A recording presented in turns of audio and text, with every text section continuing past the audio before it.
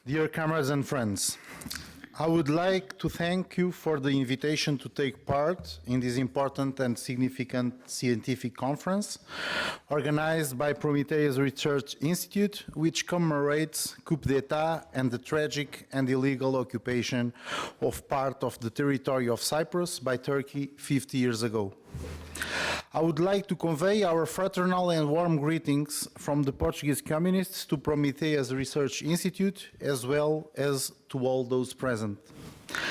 I also like to convey our solidarity with the determined struggle of the Cypriot people for the restoration of the unity and territorial integrity of Cyprus, for the creation of a bicommunal and bizonal federation with political equality in accordance with United Nations resolutions, international law, and agreements reached previously. A just cause for the sovereignty, reunification, and independence of their homeland that has our support. Just as in Cyprus 50 years ago, on April 25, 1974, events took place in Portugal that profoundly and indelibly marked the lives of the Portuguese people. With your understanding, I propose to share with you some of the fundamental features of the Portuguese Revolution, which we call the April Revolution, and which is also known as the Coronation Revolution. The April Revolution came as a surprise internationally. Portugal was perceived as a small peripheral country, and the struggle of the Portuguese people and of the Portuguese Communist Party, PCP, was little known, with the exception of some parties with whom there were closer relations, or the revolutionary national liberation movements in the Portuguese colonies, with whom, from the outset, the PCP established ties of cooperation. There was even the idea that Portugal could only free itself from fascism after the end of the Franco dictatorship in Spain. But the particularities of the Portuguese situation and the creation of a revolutionary situation, the deepening crisis of the regime, the upsurge of popular struggle, the colonial war, growing international isolation, determined that fascism had to be overthrown first in Portugal, and only then would there be a prearranged transition in Spain. The fascist dictatorship in Portugal lasted almost half a century, and the Portuguese colonial empire was the last to topple. There are many reasons for this longevity, but one of the most important is the support it received from the major capitalist powers.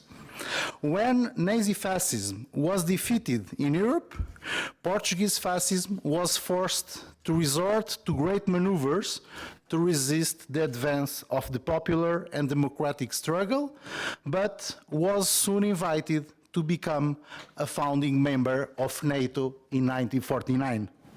It was also NATO's weapons that sustained the 13 years of colonial wars carried out by the fascist dictatorship. When today we are witnessing a dangerous escalation of harms and war in Europe, the Middle East, and Asia Pacific, and NATO continues to be presented as if it were a defensive organization of the so-called free world, we must not forget its role in sustaining fascism in Portugal and its colonial war. The April Revolution was not a simple transition from dictatorship to formal democracy, but a profound social revolution that meant, among other important aspects, the conquest of freedom and fundamental democratic rights that fascism was trampling with ferocious repression directly first and foremost against the communists, the only political force to resist and organize underground during the 48 years of fascism. Peace, With the end of the colonial wars and the achievement of independence by the peoples of Angola, Mozambique, Guinea-Bissau, Cabo Verde, and São Tomé e Príncipe. A distribution of national income more favorable to labor, with significant advances on the social front, the establishment of the minimum wage and the National Health Service, or the liquidation of the power of the monopolies and latifundia with the nationalization of the banks and strategic sectors of the economy, workers' control, agrarian reform in the latifundia area. The transformations and achievements of the revolution are profound. The fact that many of them have been destroyed or diminished does not call into question their remarkable historical value and what they represent in the transformation of society and the living conditions of the Portuguese. In fact, in the lives of the Portuguese people, there is a before and a after 25th of April. And although the April Revolution is an unfinished revolution, it has left deep imprints of achievements, experiences, and values that are present in the lives and struggles of the Portuguese people. In fact, it was on the basis of an analysis of the concrete reality in Portugal that the PCP defined the nature of the Portuguese fascism as the terrorist dictatorship of the monopolies associated with imperialism and being landowners, and determined both the way to overthrow fascism, the popular armed uprising, and the character of the anti-fascist revolution as an anti-monopolist, anti-colonialist, and anti-imperialist revolution. A revolution where the conquest of freedom implied the destruction of the monopolies, which, fused with the political apparatus in a system of state monopoly capitalism, dominated the life of the country. A revolution that the program adopted at the 6th Congress of PCP in 1965 defined as democratic and national, and a stage in the struggle for socialism in Portugal. A program that, in its fundamental lines, the process of April Revolution confirmed. The enemies and detractors of the Portuguese Revolution accused the transformations and conquests achieved in the revolutionary period of 74-76 of voluntarism and communist ideological imposition. But the truth is that they correspond to the objective need to defend and consolidate democracy against the sabotage of the big bosses and landowners, to face successive coup attempts, to overcome backwardness and ensure the country's social progress, and were largely conducted by the popular masses. Like all revolutions, the Portuguese Revolution is marked by original features corresponding to the very originality of the Portuguese situation. A backward country, but with a high degree of monopolistic concentration. A colonialist country, older of the oldest colonial empire, but at the same time dominated by imperialism. With an organized and combative working class, and the Communist Party that truly became the vanguard of the working class and asserted itself as the great force of resistance against the dictatorship. The armed popular uprising itself, advocated by PCP, developed in practice in an original way.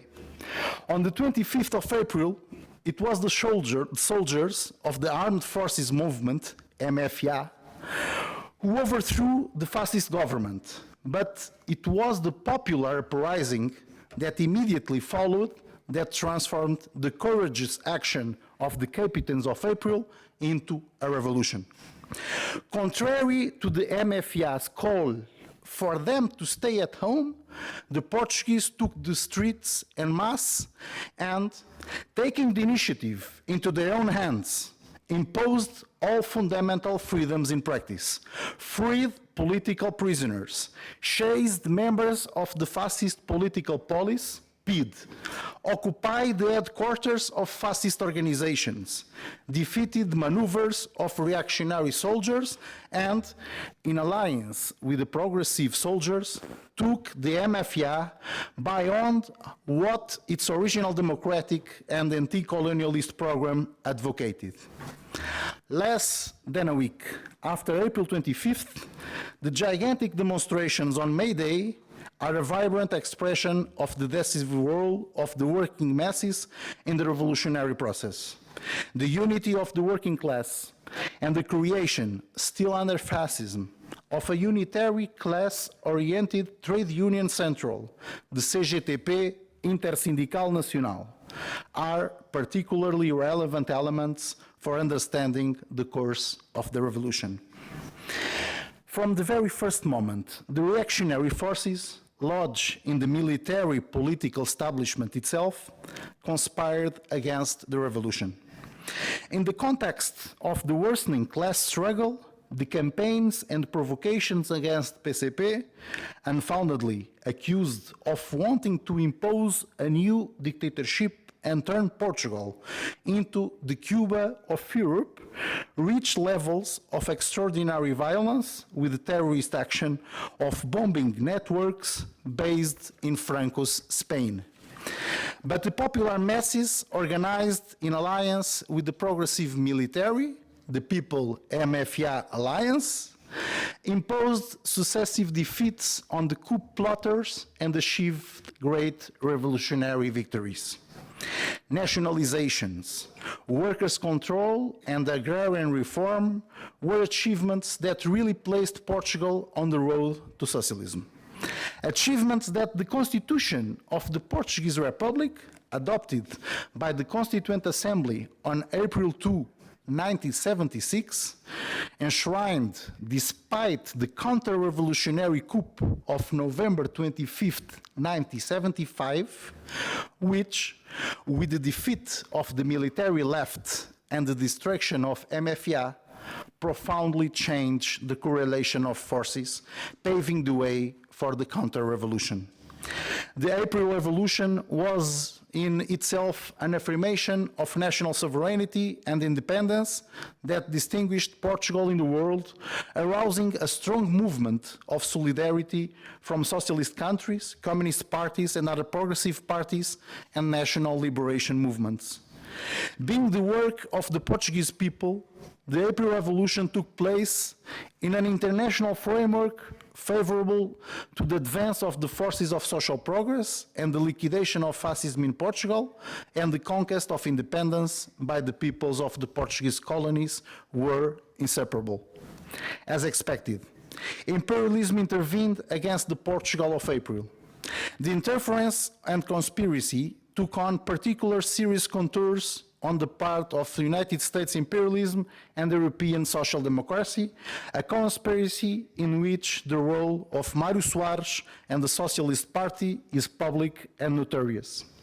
And if the direct military intervention that some had advocated didn't materialize, it was due to the role of the Soviet Union and the camp of socialist countries and the climate of detente that was expressed at the historic Helsinki Conference.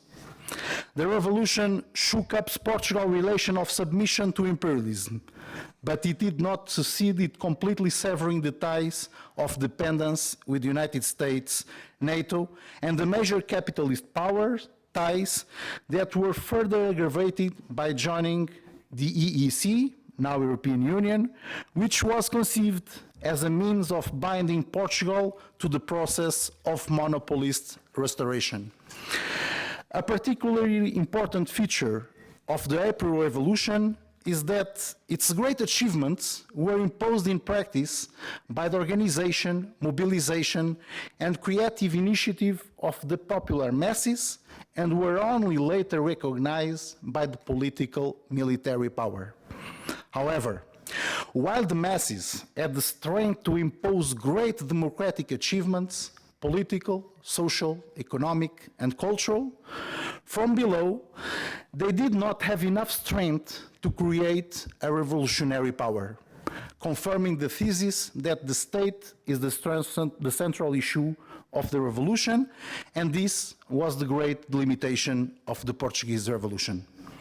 It was with the victory of the Socialist Party in the first legislative elections in 1976 and the formation of the Socialist Party government alone, but in fact allied with the right, that the process of capitalist restoration was unleashed at institutional level, a process that, after 48 years of right-wing politics, has led to the situation of impoverishment and dependence in which the country finds itself today.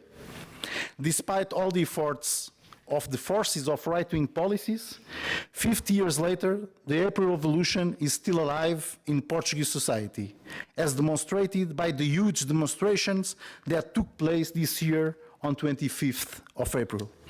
And it is with confidence and determination that, facing difficulties and hurdles, we continue the fight against right-wing politics and for a patriotic and left-wing alternative that puts Portugal back on the path of April. Thank you for your attention. I reaffirm our solidarity with the struggle of your people. Long live the struggle of the Cypriot people for the reunification of their homeland. Long live the friendship between the Portuguese people and the Cypriot people. Thank you.